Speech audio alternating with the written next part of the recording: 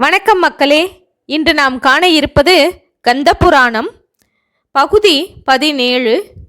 பிரம்மாவின் ஆணவம் நீக்கப்பட்ட கதையைத்தான் பார்க்கப் போகின்றோம்.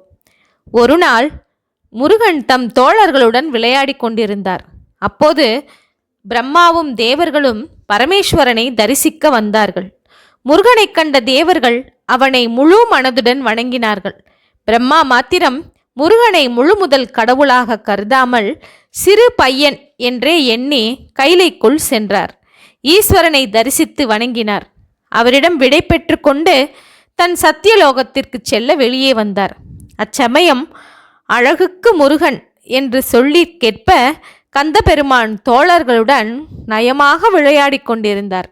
இச்சமயமும் பிரம்மா அவரை வணங்காமல் அந்தப்புறமாக செல்லத் தொடங்கினார். முருகன் கோபத்துடன் பிரம்மாவை நோக்கி, நீ யார் என்று கேட்டார். முருகன் அருகில் சென்று, பிரம்மா, ஆறுமுகனே, நான் பிரம்மா ஜடாதரனை தரிசித்துவிட்டு சென்று கொண்டிருக்கின்றேன். என்னுடைய சத்தியலோகத்திற்கு போய்க் கொண்டிருக்கின்றேன் என்றார். பிரம்மாவை அருகில் அமரச் செய்து முருகன் கேட்டார், தோற்றமும் 4 முகங்களும் கையில் கமண்டலமும் மணிமாலையும் இருப்பதை பார்த்தால் பெரிய மகான் போல தோன்றுகின்றதே, என்ன தொழில் செய்து கொண்டிருக்கின்றீர்கள் என்று கேட்டார். பரமேஸ்வரனின் கட்டளைப்படி படைப்பு தொழிலை செய்து வருகின்றேன் என்றார் பிரம்மா.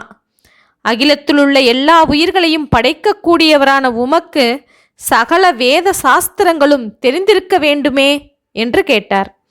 பரமேஸ்வரன் என்னை தோற்றுவித்த போது வேத சாஸ்திரங்களை வெளியிட்டார். சிலவற்றை எனக்கு போதித்தார். அவற்றை நான் நன்கு கற்றேன். சரி, நல்லது, வேதத்தில் சிலவற்றை சொல்லுங்கள் பார்ப்போம் என்றார் முருகன்.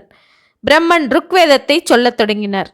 முதலில் ஓம் என்ற பிரணவத்தை சொல்லி ருக்வேதத்தின் முதல் பாடலை கூற ஆரம்பித்தார்.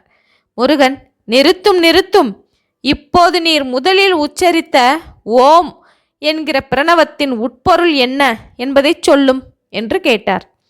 பிரம்மதேவன் பிரணவத்தின் உட்கருத்தை விவரித்து சொல்லத் தெரியாமல் விழித்தார். இதை கண்ட சண்முகன், அனைத்திற்கும் முழுமுதல் பொருளான பிரணவத்திற்கே உமக்கு பொருள் தெரியவில்லையே, உம்மால் எப்படி படைப்பு தொழிலை செவ்வனே செய்ய முடியும் என்று சிறிது கோபத்துடன் வீரபாகுவை அழைத்து பிரம்மரை சிறையில் அடைக்க கட்டளையிட்டார். பிறகு அவரே பிரம்மாவுக்கு பதிலாக சகலத்தையும் படைக்கத் தொடங்கினார். பிரம்மா சிறையில் அடைக்கப்பட்டதை அறிந்த தேவர்களும் முனிவர்களும் கைலைக்கு வந்து சிவபெருமானை தரிசித்து விவரத்தை சொன்னார்கள். பிரம்மதேவரை விடுதலை செய்ய வேண்டும் என்றும் கேட்டுக்கொண்டார்கள். நந்திதேவரை அழைத்து உடனே கந்தபெருமானை சென்று தம் சொற்களால் அவனை மகிழ்விக்கச் செய்து படைப்பு தொழிலுக்கு பங்கம் ஏற்படாமல் இருக்க பிரம்மாவை விடுவிக்கச் சொல் என்று கட்டளையிட்டார். நந்திதேவர் சிவபெருமானின் கட்டளைப்படி ஸ்கந்தகிரி சென்றார். முருகனை துதித்து வணங்கி அவரை மகிழ்வித்தார்.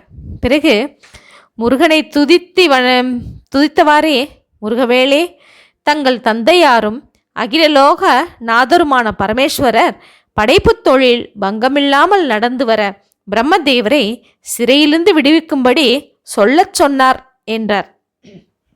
இதை கேட்டதும் கந்தபெருமான் கோபமடைந்தார்.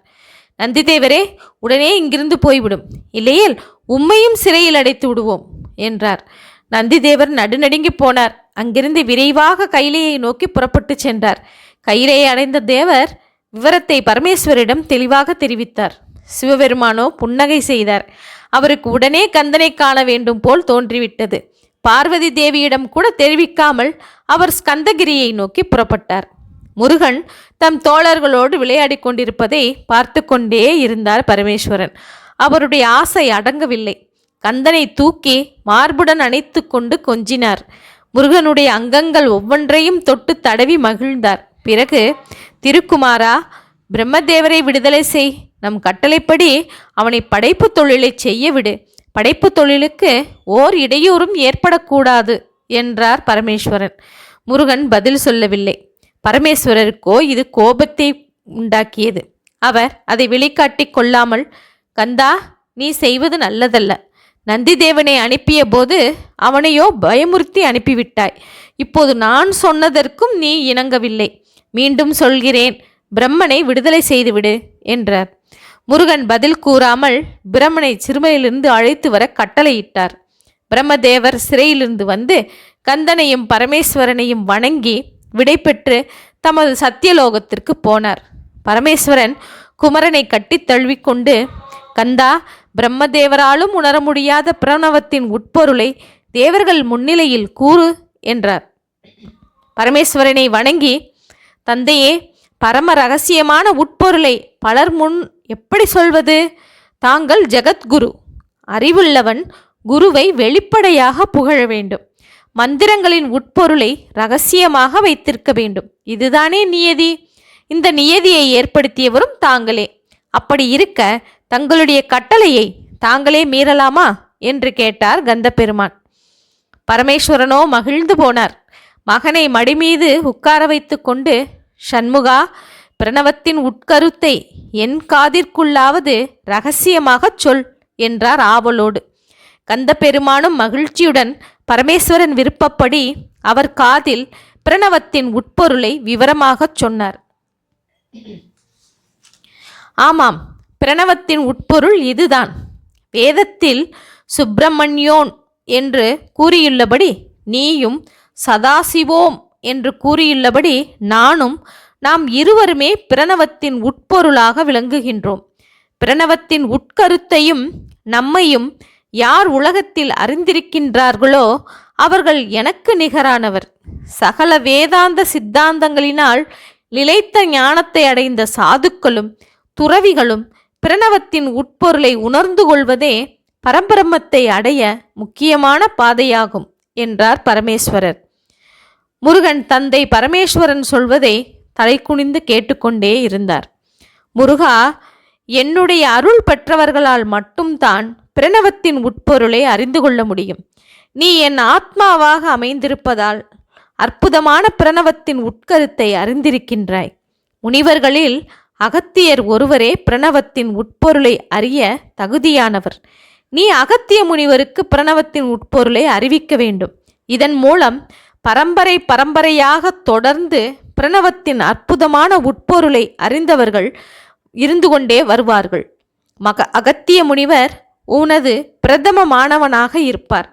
உன் மகனைப் போல் அவரை காப்பாற்றுவாயாக என்று கூறி அங்கிருந்து புறப்பட்டு கைலைக்கு வந்து சேர்ந்தார் பரமேஸ்வரன். பார்வதி தேவியிடம் முருகனுக்கும் பிரம்மாவுக்கும் இடையே நடந்தவற்றை விவரமாக கூறிக்கொண்டிருந்தார் கங்காதரன். கந்தபெருமான் தன் தந்தையின் கட்டளைக்கேற்ப அகத்திய முனிவருக்கு பிரணவத்தின் உட்பொருளை உபதேசித்துவிட்டு மீண்டும் ஸ்கந்த பர்வத்திற்கே புறப்பட்டு சென்றார். ஓகே மக்களே, பிரம்மாவின் ஆணவம் அடக்கப்பட்டு விட்டதையும் அகத்திய மாமுனி முருகனின் சிஷ்யனானதை பற்றியும் நாம் இந்த பகுதியில் பார்த்தோம். இதன் தொடர்ச்சியாக அடுத்த காணொளியில் காண்போம். நன்றி, வணக்கம்.